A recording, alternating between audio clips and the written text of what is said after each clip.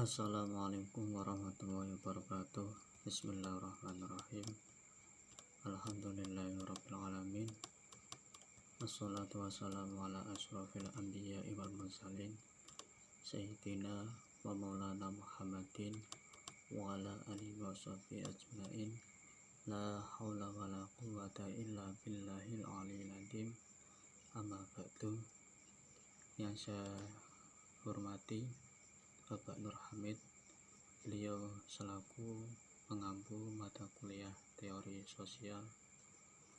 Izinkan saya memperkenalkan diri.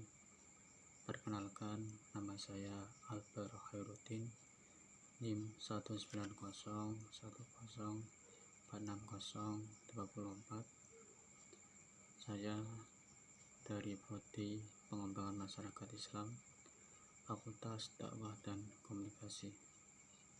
Di sini saya akan mempresentasikan hasil tugas TS Teori Sosial mengenai teori fenomenologi. Untuk itu, mari kita menuju pembahasan selanjutnya mengenai pengertian fenomenologi. Istilah fenomenologi secara etimologis berasal dari kata fenome dan logos. Fenomena berasal dari kata kerja Yunani painistai yang berarti menampak dan terbentuk dari akar kata fantasi, fantonom, dan fosfor yang artinya sinar atau cahaya. Dari kata itu terbentuk kata kerja, tampak, terlihat karena bercahaya. Dalam bahasa kita berarti cahaya. Secara harfiah, fenomena diartikan sebagai gejala atau sesuatu yang menampakkan. Secara terminologi ataupun secara istilah, fenomenologi adalah suatu metode penelitian yang kritis dan menggali fenomena yang ada secara sistematis ataupun secara urut. Fenomenologi juga merupakan sebuah pendekatan filosofis untuk menyelidiki pengalaman manusia. Pada intinya, ini teori fenomenologi pembahasannya mengenai manusia itu sendiri ataupun pengalaman manusia. Selanjutnya, pembahasan selanjutnya mengenai tujuan penelitian fenomenologi. Apa sih tujuannya?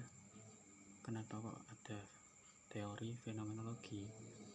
Tujuan pertama yaitu mengembangkan makna pengalaman hidup dari suatu fenomena dalam mencari kesatuan makna dengan mengidentifikasi inti fenomena dan menggambarkan secara akurat dalam pengalaman hidup sehari-hari.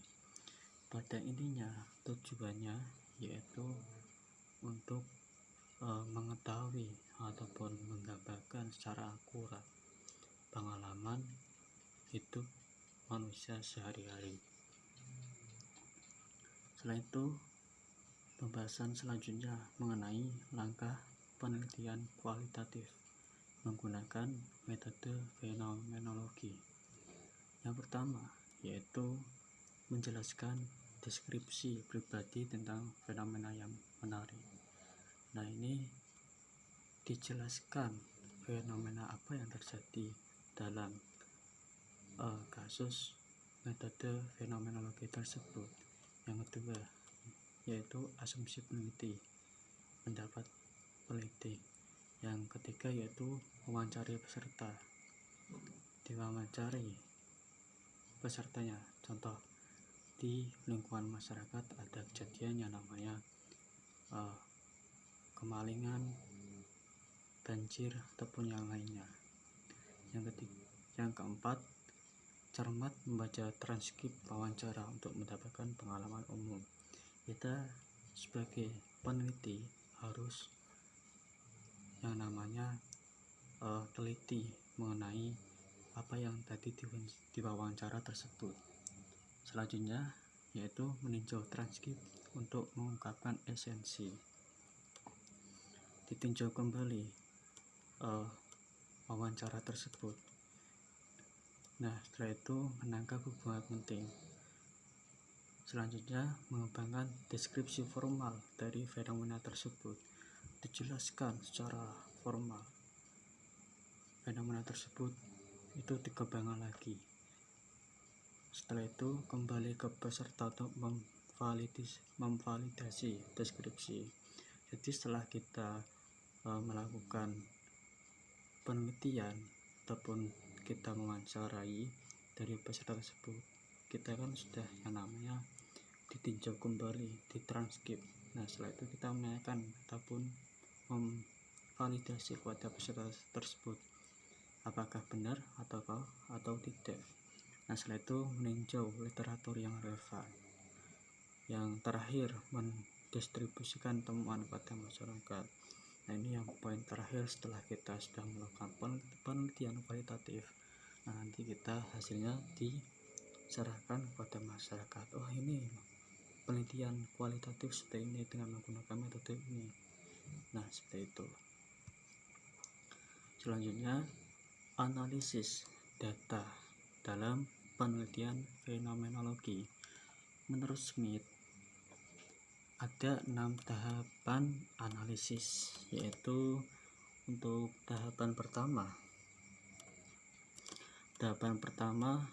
reading and re-reading, yakni membaca dan membaca kembali. Peneliti menenggelamkan diri dalam data yang original dan bentuk kegiatan. Tahapan ini adalah menuliskan transkrip interview dari rekaman audio ke dalam transkrip dalam bentuk tulisan. Nah, ini poin pertama, itu menitik beratkan pada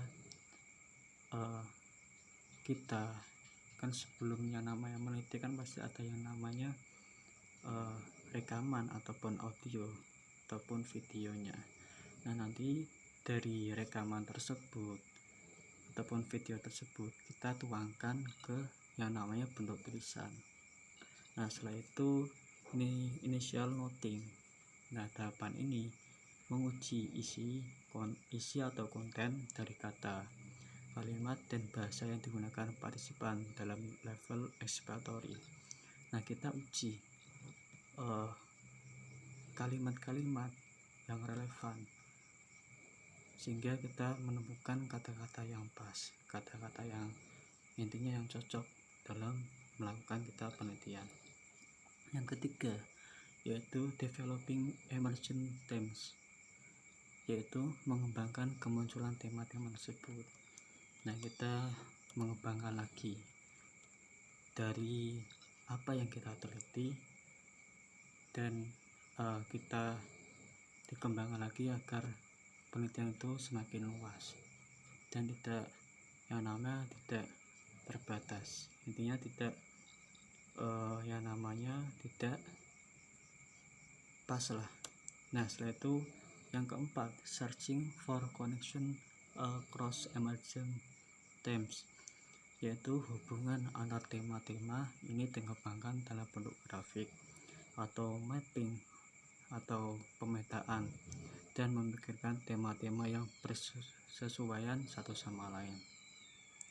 Nah, selanjutnya yang keempat, penjelasannya yaitu kita dikembangkan lagi bentuk tema yang kita dapat. Nah, setelah itu kita membuat grafik, misalkan ada anak laki-laki dan anak perempuan, kita dibedakan tema tersebut biar kita mempermudah kita dalam melakukan penelitian. Yang kelima yaitu moving the next case, yaitu memindahkan kasus berikutnya. Nah, dari poin 1 sampai 4 kita teliti lagi, kita interview lagi, kita yang namanya kita dicek lagi kasus mana yang masuk dalam penelitian tersebut. Nah, setelah itu yang poin ke-6 yaitu looking for patterns across case, yaitu mencari pola-pola yang muncul antar kasus atau partisipan. Nah, ini yang poin yang terakhir ya. Poin terakhir ini ditebarkan bahwasanya kita sebagai seorang peneliti itu harus mencari pola-pola yang pas antara kasus atau partisipan. Misal ada contoh kasus, misalkan kasus yang namanya kasus anak laki-laki, setelah itu ada kasus anak perempuan. Nah, maka dari itu kita harus yang namanya mencari pola sebab akibat antara laki-laki dan perempuan tersebut. Misalkan ada kasus yang namanya di suatu kelas itu antara anak laki-laki dan perempuan itu tidak rukun. Nah, itu tidak rukunnya kan kenapa? Pasti kan ada sebab, ada akibat. Nah, setelah itu kita mencari pola-pola tersebut dan merangkai dan menyambungkan antara kasus laki-laki dan perempuan tersebut, sehingga yang namanya kita muncul ataupun kita dapat menyimpulkan apa yang kita teliti. Nah, setelah itu membahas selanjutnya elemen dan interpretasi metode fenomenologi. Yang pertama yaitu peran penelitian. Yang kedua yaitu pengumpulan data, purpose sampling. Kita kumpulkan data sebanyak mungkin agar kita maksimal dalam melakukan penelitian tersebut. Yang ketiga yaitu analisis data.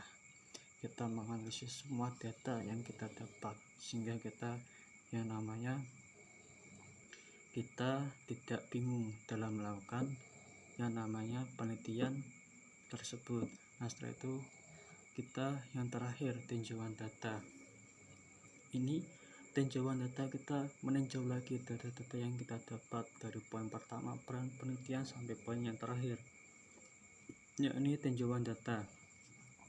Kita tinjau lagi data yang kita dapat dari penelitian tersebut, apakah benar, apakah valid ataupun salah. Nah, poin selanjutnya yaitu contoh fenomenologi. Nah, ini saya ambil sampel ya. Ini saya ambil sampel contohnya ya, mengenai pengelompokan tema-tema umum. Ini contoh sampelnya. Ini contoh sampelnya.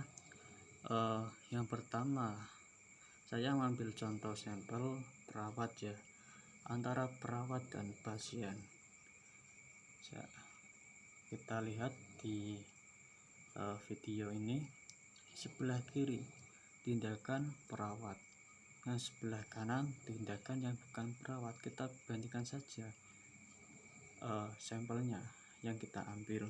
Nah, tadi kan sudah dijelaskan mengenai pengertian fenomenologi, bagaimana caranya kita menyusun fenomenologi dan karakteristik dan lain sebagainya. Nah, ini puncaknya ya, kita kan sebagai seorang peneliti ataupun seorang mahasiswa kan bingung kalau misal tidak ada yang namanya contoh ya.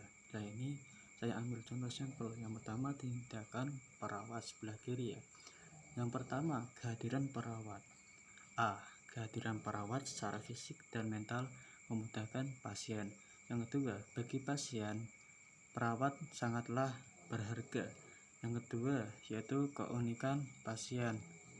Nah, keunikan pasien sendiri yang awal yaitu perawat mengenali keunikan pasien. Yang B, pasien yang memandang dirinya diperlakukan berharga.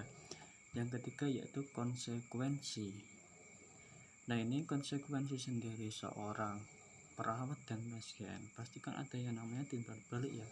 Feedback antara perawat dan pasien itu bagaimana hubungannya ya. Nah, konsekuensinya yaitu perhatian perawat terhadap pasien memberikan rasa nyaman. Nah, tadi kan ada kehadiran perawat, keunikan pasien, jadi saling yang namanya saling berhubung ya satu sama lain.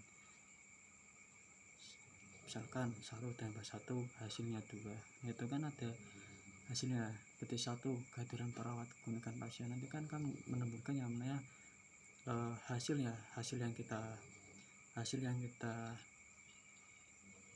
kerjakan ya. istilah Jawa mengatakan wong unduh bakale wong nandur bakale ngunduh, maaf ya, wong nandur bakale ngunduh, yang nanam bakalnya membuah hasilnya. Nah, seperti itu ya. Nah, contoh sebelah kanan yaitu tindakannya bukan perawat. Yang pertama, kehadiran perawat. Kehadiran perawat secara fisik untuk melakukan pekerjaan saja. Beda ya sama yang kiri ini yang bukan perawat. Ya, hanya identitas saja, tapi secara pekerjaannya itu saya hanya perawat, tidak bagaimana ya, kerjanya itu tidak maksimal lah.